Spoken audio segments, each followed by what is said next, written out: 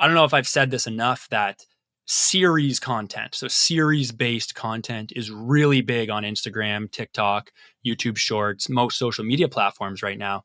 Because again, you want people to know what they're coming back for. So somewhat your weekly comedic commentary on the latest social media trends can be a series that people look forward to.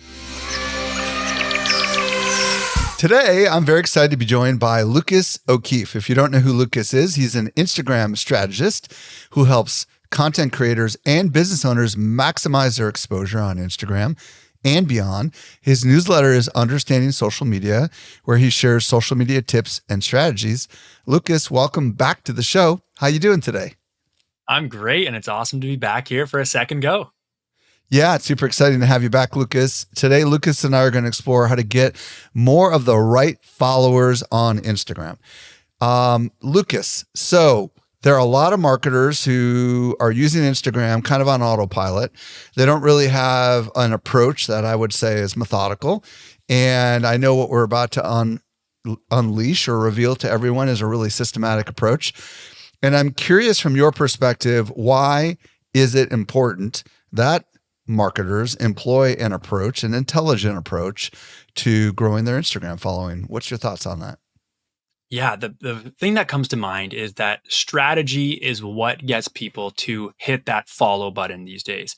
It doesn't matter what platform you're on. Of course, we're going to heavily speak to Instagram today, but anything I'm sharing is going to just speak to the importance of strategy behind your social media. And it's quite simple because people want to make sure they're hitting that follow button. I find people are very protective over their follow these days. They're less likely to hit that button and follow too many accounts. So if you want people to follow, you need them to trust that they're going to be able to rely on you creating good, funny, or relatable content that they're going to want to see. If you're posting randomly or posting without a plan, people are going to pick up on, yeah, I don't know what this account's about. I don't know if I'm quite ready to follow. So a strategy solves that problem. Very cool. So let's dig in to the very first part of your strategy. Start wherever you want to start. Yeah. So the strategy that I want to share today is the GROWS with an S at the end. GROWS, GROWS method that is all about locking in the content that's going to get you these results I'm speaking to. So again, I have 5 different types of content that I'll share today.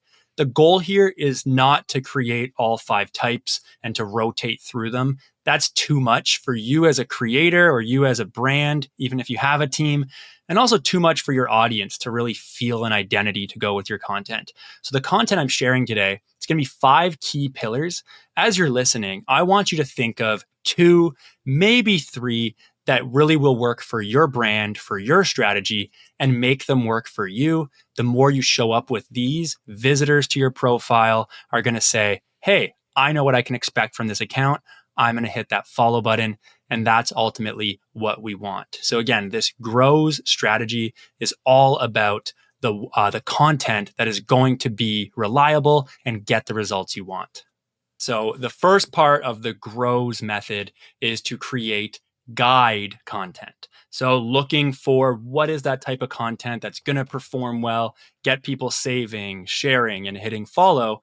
Creating guide content, which is how-tos, tutorials, shows someone how to do something in a series of steps, is an excellent way to really carve out that identity as a useful account that people want to follow and know that they can count on. The great news is there's also an endless amount of tutorials and quick workflows or processes that you do every day as a creator, as a business owner for your brand that you can turn into bite-sized content. And that's what this first pillar, guide with the GROWS method is all about. Okay, so just let's unpack this a little bit. Let's give some examples of kind of how this works and just expand a little bit more if you don't mind. Yeah, so Instagram, whenever we're talking about it and content, we have to look at the content formats. And if we're thinking about this guide or education content and you want to think about what's going to work, I like to do 2 things. You can have a reel that is a tutorial video. Here are 3 quick steps to design your own logo.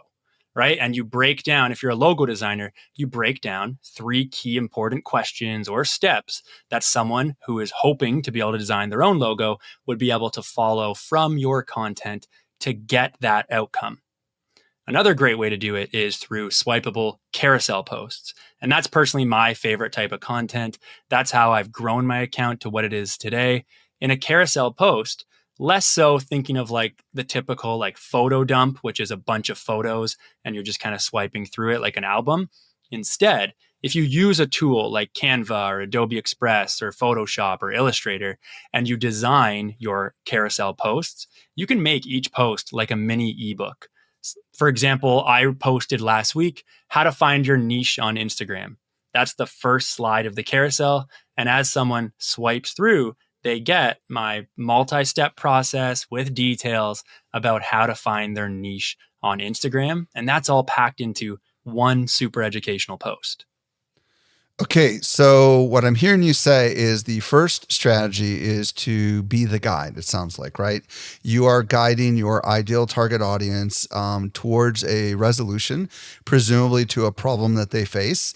And I would imagine all these things, if we step back a little bit, all these things are intentionally, strategically built to attract a specific audience, right? It's not just like you're randomly putting one day Instagram topics, the next day YouTube topics, the next day like house cleaning topics, right? I mean, you're specifically have some sort of overarching strategy that's layering into all this. Is that correct?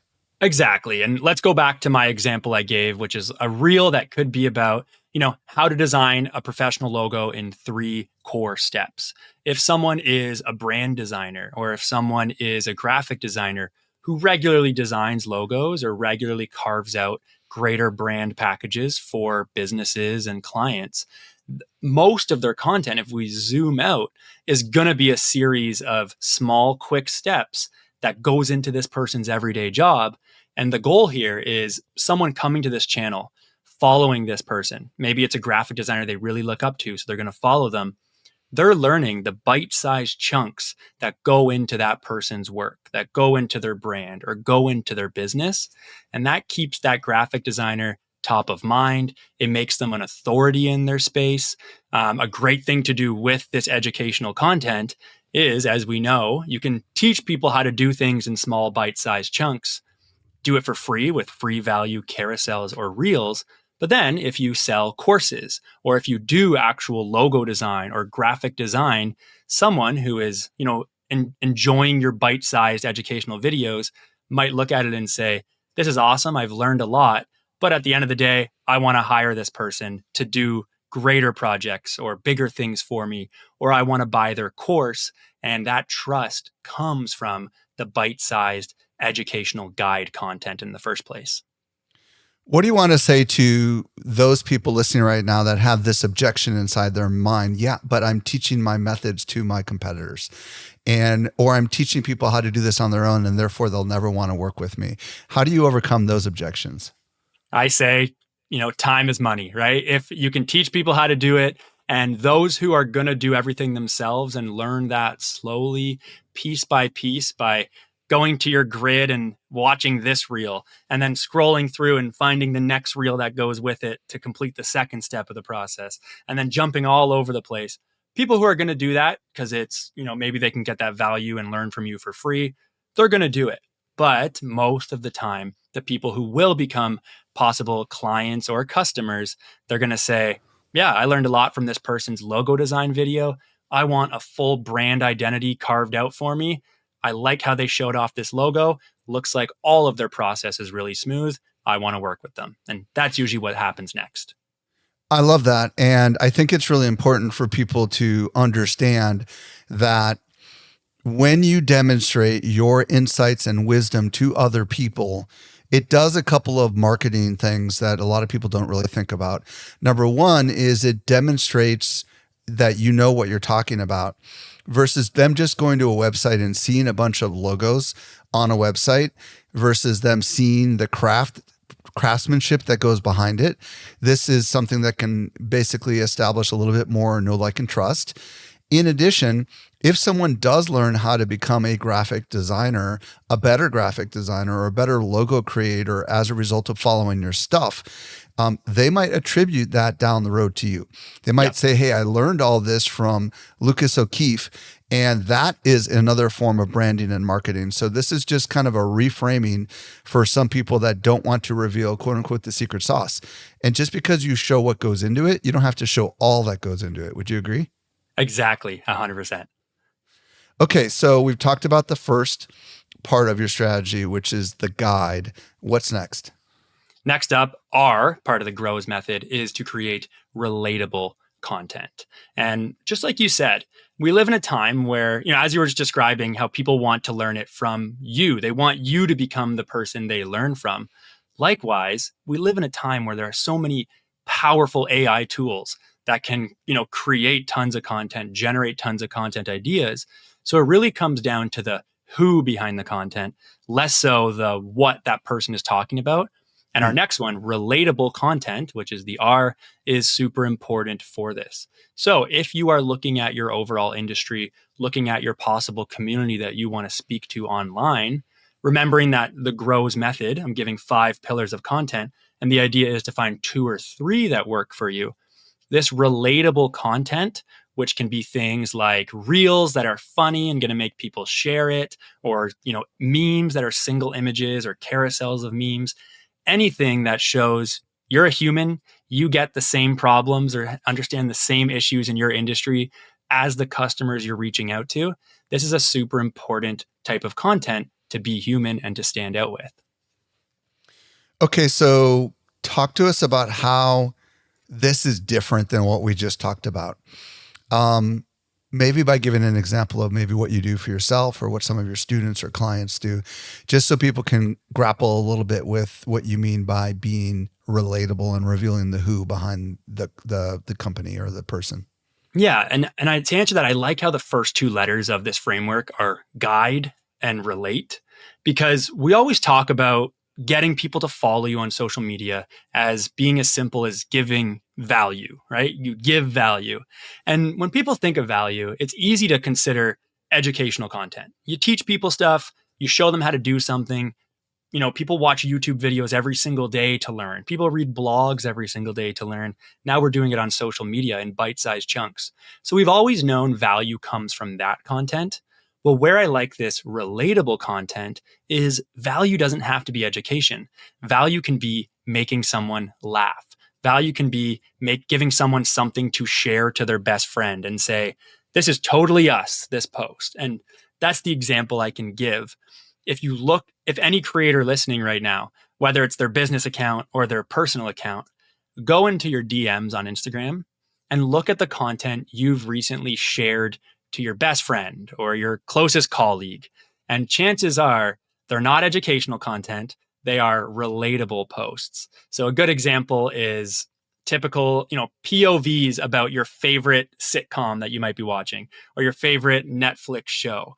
Whenever a big show comes out, people like to talk about it. People like to make jokes about it. We saw this with shows like The White Lotus, where people were having all these like viewer parties and talking all about it and sharing memes related to that.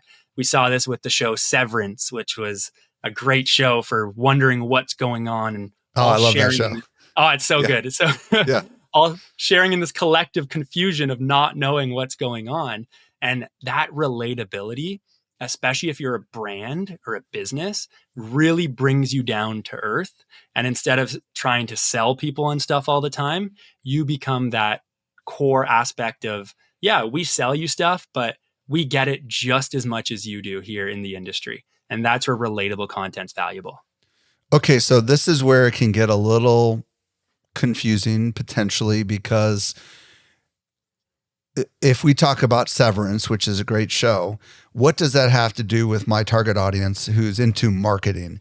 The reason I ask this is because there might be other relatable things that I could share that are not necessarily cultural moments, but might be the common challenge faced by the audience.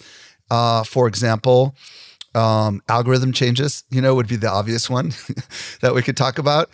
Is that relatable or is that not relatable? Help me understand how we can delineate between maybe cultural entertainment phenomenons and laughing entertainment versus stuff that maybe is relatable for anyone in the niche that we're in. So the best part about relatable content is that it brings those two things together, right? You take the cultural moment, you take the super industry relevant thing, like for example, stressing out about the Instagram or social media algorithm, and you put them together, right? You get a common like still frame image or like a GIF, a video GIF that's like a clip of one of the Severance and the characters on Severance, right? They're working at their computer desk. They don't know what they're doing. The whole point of the show is in Severance, these workers don't know what the purpose of their work is. So you get a clip of one of the actors on Severance typing away at their computer looking confused, and then you make the caption, marketers trying to figure out the latest Instagram algorithm.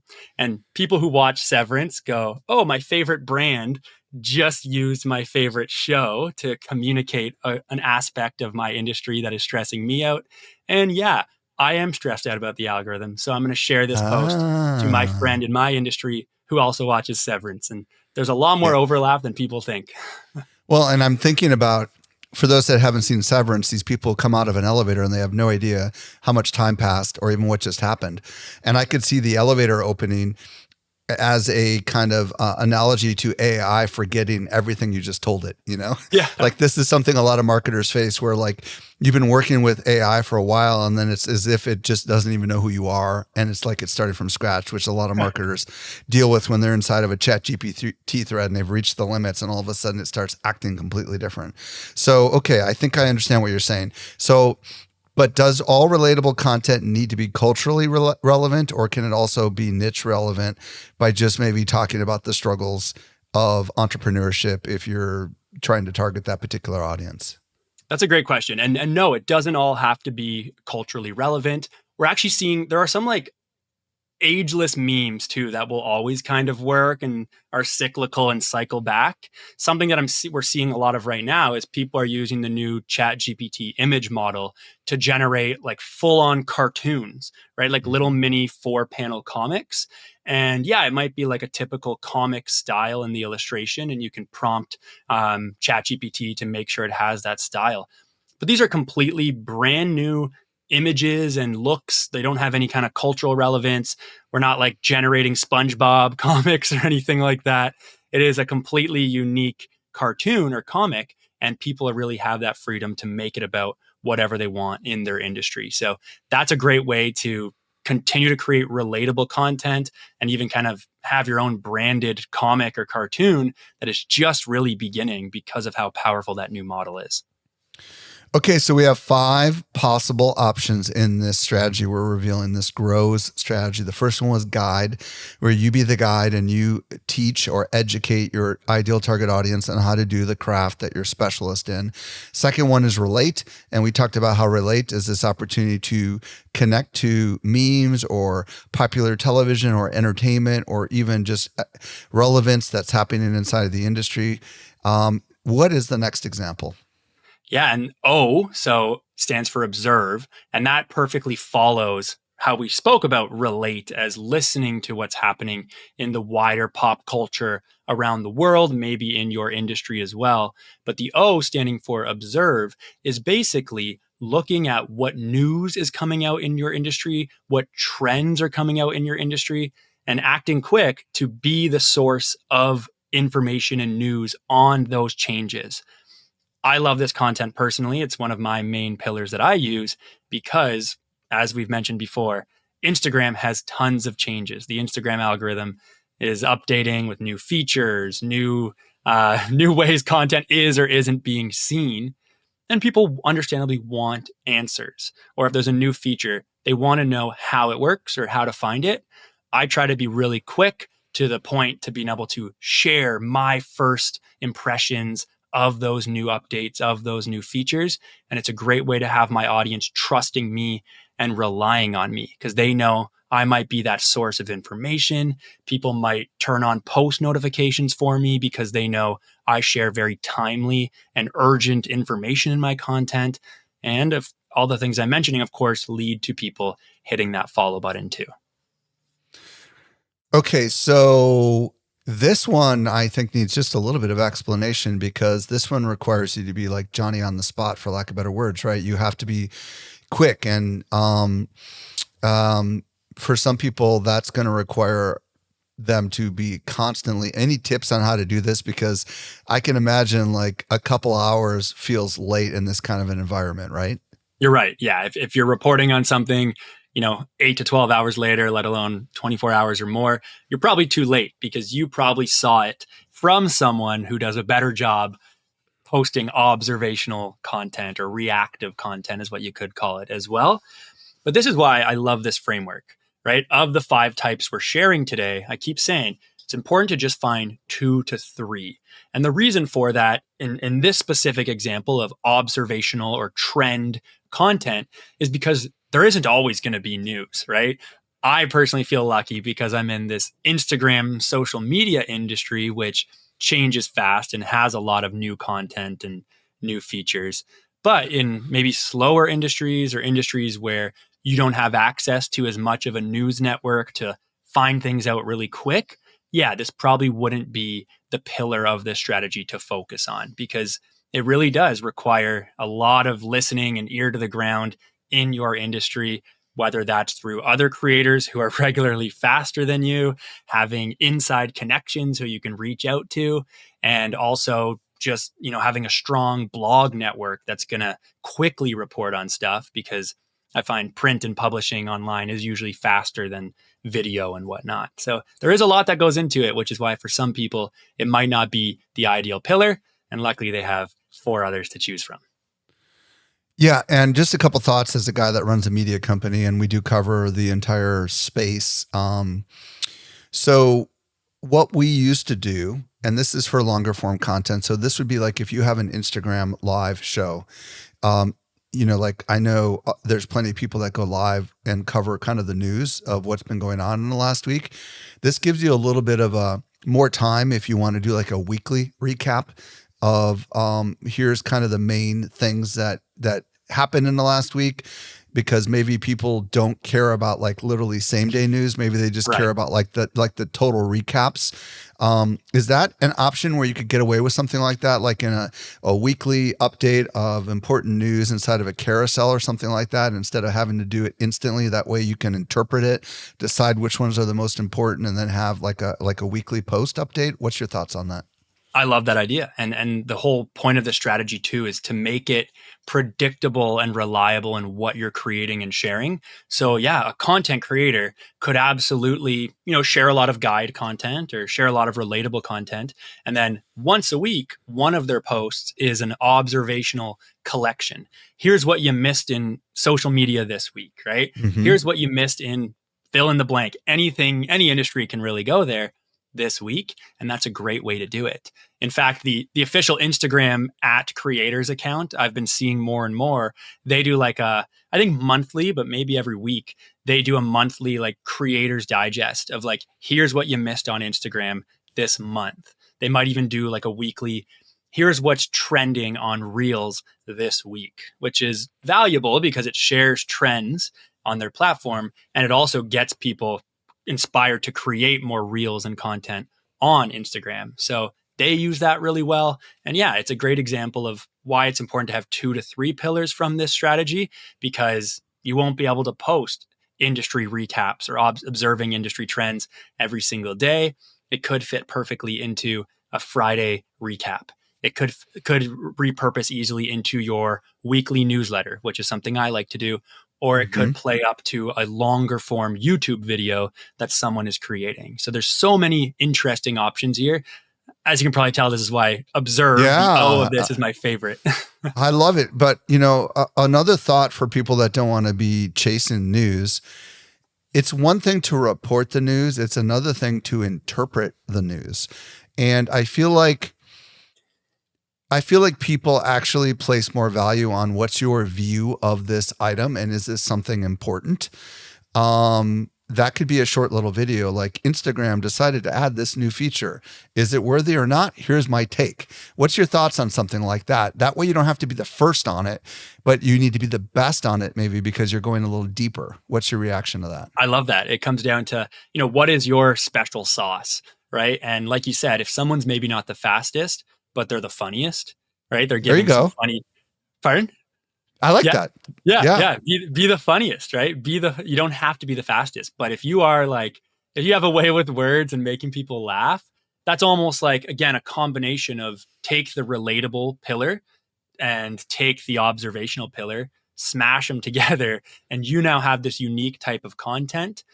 I don't know if I've said this enough that series content, so series based content is really big on Instagram, TikTok, YouTube Shorts, most social media platforms right now, because again, you want people to know what they're coming back for. So somewhat your weekly comedic commentary on the latest social media trends can be a series that people look forward to. And as you pointed out, it also removes the need for urgency. Because people will say it faster, but people might not say it as funny.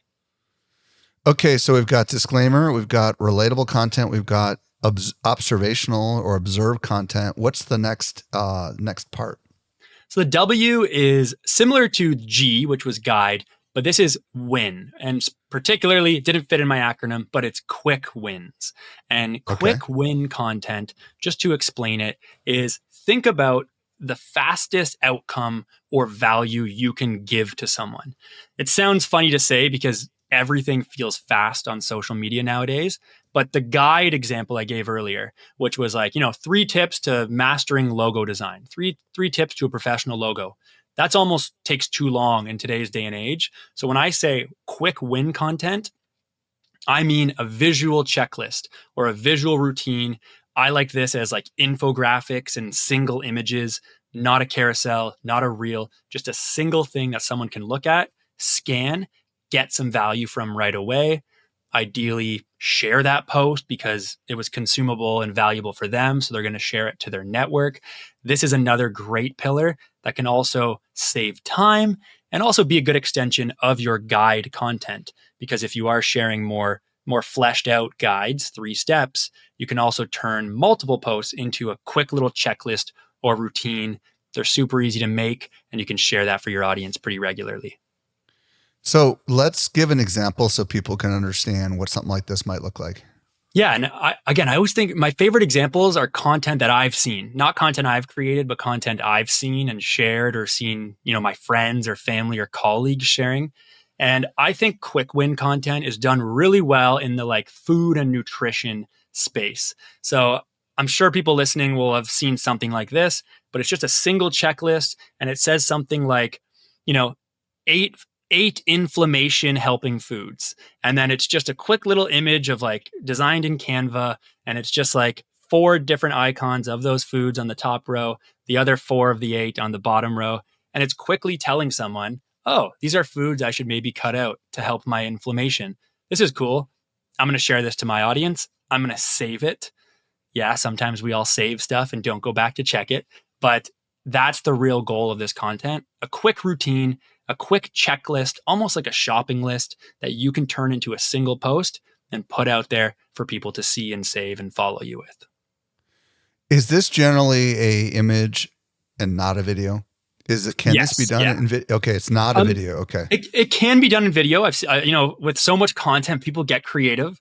I do find it's best with images, but I've seen more graphic design oriented reels these days where it's just like animated and you see like the text appear on screen, right? It might just be B-roll of someone like working at their computer and then superimposed text over top of like a 9-second reel.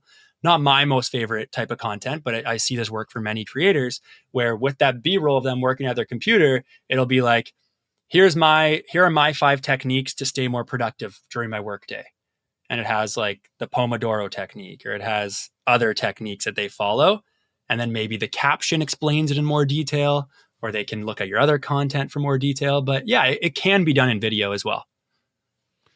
Okay, so it sounds to me as if the quick win is one of the harder ones to pull off, right? Because we're kind of restricted intentionally to creating something that's simple and precise and ideally can be put into a square image, right? I mean, isn't that kind of what I'm hearing you say? It is, but again, people want to scan. Like the brain Yeah. obviously registers so much visually that just communicating with those visuals. I say this all the time because it still wows me. The content I put so much detail into, and it's like a carousel, and I'm like, wow, people are really going to get so much value out of this. This one's going to be the winner. It doesn't do as well. And then I really have to like tone things down, as you said, to squeeze it all into a single image, almost to the point where I feel like it's not enough. And that post often does really well. I have one I posted this week. It already has 500,000 views because now we get views on photos and carousels similar to Reels. Right. Right. Has 500,000 views. And the whole post is how to spend an hour on Instagram. Or it's like only have 1 hour on Instagram, question mark. And I break down, it's a pie chart of an hour. And I break down, do this for 10 minutes, do this for 15 minutes, do this for 10 minutes, do this for 5. It adds up to the full 60, and it's just a single image, and it's doing super well and growing my audience. Love that example. Okay, what's next? Last, we come to the S, which is showcase content. And I really added this into the framework to shout out the artists, the designers, the people who maybe feel like Instagram of late or of the last few years, ever since it's shifted over to being very Reels heavy, hasn't served them as well. These are the artists and creators who, used to post a photo of their work and get a lot of get a good audience following from there. Photographers who, of course, had beautiful photos to share and to grow their audience with. Many of those creators are finding it difficult to carve out in this whole Reels-centric environment we've been in with Instagram. So showcase content is really about, show off your final piece, show off your photo, show off that logo you designed, show off that beautiful art you drew, but make it a video, make it engaging by showing the whole process that went into it as well.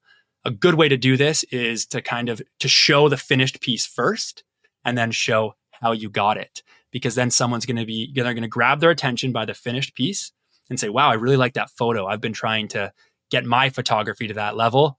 Oh, they're showing me how they set up that shot too. This is great. I'm learning and I get to see this really cool photo. So many of these I feel like I've seen are like sped up over like maybe it's a 1 hour process that's sped up in like 60 seconds. Like Is a that kind time of what we're lapse. talking about? Yep.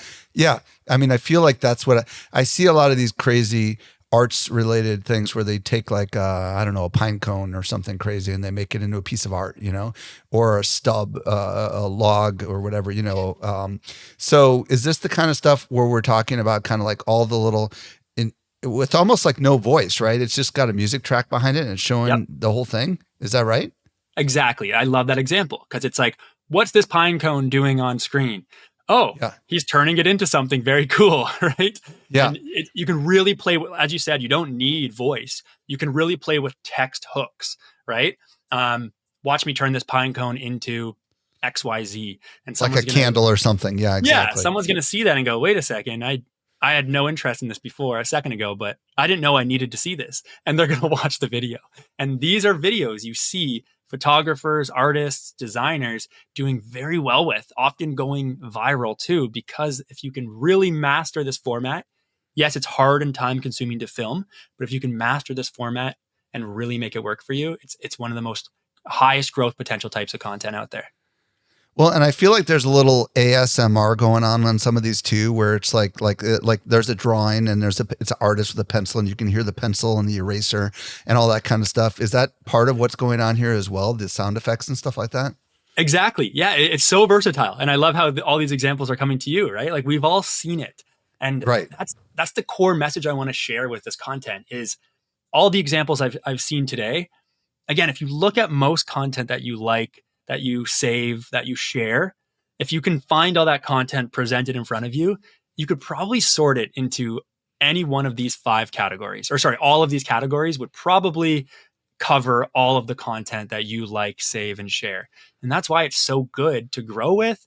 And there's also a wealth of examples out there to learn from and make your own. Okay, so you kind of hinted a little bit about how you can pair some of these things together. Why don't you expand a little bit about how these things do not have to operate on their own? And by the way, just for the record, quickly go over all 5 of them, and then let's talk about some pairings. Yeah. So if we're looking at the overall GROWS method, the 5 pillars of content that I suggest taking 2 to 3 of are guide or how to educational content, relatable content that's funny, super shareable, observational content, reporting on industry trends or news, quick win content, I had to pause the W there, quick win content, which is super visual, quick to the point, giving value and providing an outcome, and then showcase content, showing the behind the scenes or showing the process that goes into creating something. Those are the 5. And as I've said, most good content out there today fits into one of those 5 baskets, if that's what we want to call them.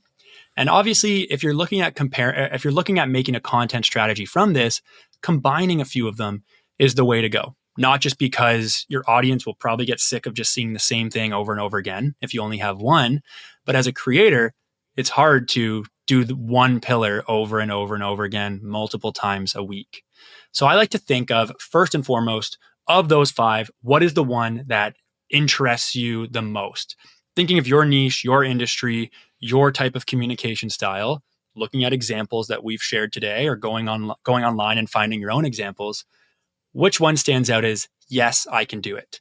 Some common ones to start with are educational content, because again, someone's brain and communication style might lend to teaching something in the how-to tutorial style, or someone might find that they're really good at showcase content. They're an artist, they're a photographer. They really want to show what goes into their process, or that just lends to what they do.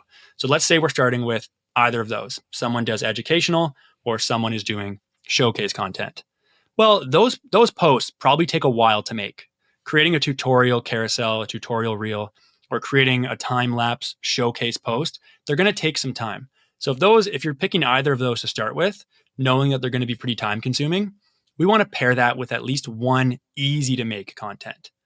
I like having relatable content come in here. So the R of the GROWS method. Memes are pretty endless to make. They're super fast. Memes themselves have a communication style that kind of speaks for itself. So I love pairing that with one of the other 2. Also, if you're constantly educating people, it's nice to make them laugh every once in a while. Or if you're constantly showing your process, like you said, maybe these showcase videos are not a voiceover, they're just music. Well, let's put the human back into it with some relatable content. So I like relatable paired with educational or paired with showcase. Another way you can do it, observational content is a great one to mix in with educational. You're regularly teaching how to do something. So let's also pair that with the new changes and the new updates and how that lends into some tutorial or commentary about it. Quick wins are another one that can kind of be mixed in wherever you feel it's good, because if you're making educational content, you can easily repurpose your tutorial post into a single image checklist that isn't as detailed. It doesn't explain the educational guide as much as that other post does, but it breaks it down into a simple to follow step. An example I gave of that is I might do a post that is, here's how to engage on Instagram in 1 hour of time to really grow your audience and build connections. And maybe that's a reel where I break down all the steps I would do in an hour. Maybe it's a carousel and each slide is explaining a step. Well, if I want to also turn that content, which takes a lot of time, into a quick win post, I might take those steps, cut out all the details, and make just a quick win checklist. I now have 2 posts about the same topic, which is a great way to think about pairing these as well. Lucas O'Keefe, this has been a fascinating exploration. If people want to connect with you on Instagram, where do they find you? I'd love to. And if they want any more stuff from you, where do you want to send them? Yeah, so my Instagram is the Lucas O'Keefe. Lucas, Lucas, O'Keefe, Okeefe. And what I've actually done, if you're hearing all these, I love to take notes. So maybe some of the listeners are taking notes as well. But if you're taking notes or not taking notes and you want a paper or a digital copy of a planner that will go with this GROWS strategy to help you find what types of content you can use, go on my Instagram, go on any post of mine that you see on my feed, leave a comment and comment SME altogether, SME, and I will use automation to send you a link to a Google Drive where you can get a worksheet I've made that you can fill out to plan out these content types. Just a quick question. If they happen to put more than the word SME, is it still going to work, or does it need to just be SME? If they put like a sentence and then put SME at the end, that's fine too. Yeah, it's okay. Yeah. Okay. So if they say, I heard you on Mike Stelzner's podcast and then SME or something like that, it would still work. Okay, cool. Exactly. Thank you so much, Lucas, for coming on and sharing your insights with us today. Thank you. It's been a blast as always.